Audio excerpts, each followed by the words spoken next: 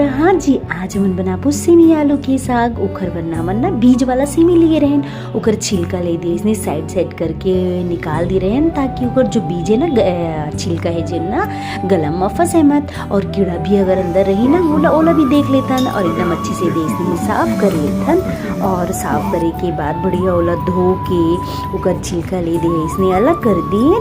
ओकर बाद हमन ओकर ना सब्जी बनाए की तैयारी करबन। ओकर बाद हमन तेल में ना फोरन दिए, तिल के, जीरा, सरसों के और लाल मिर्ची के, तो हमन छानने से बघार दिए।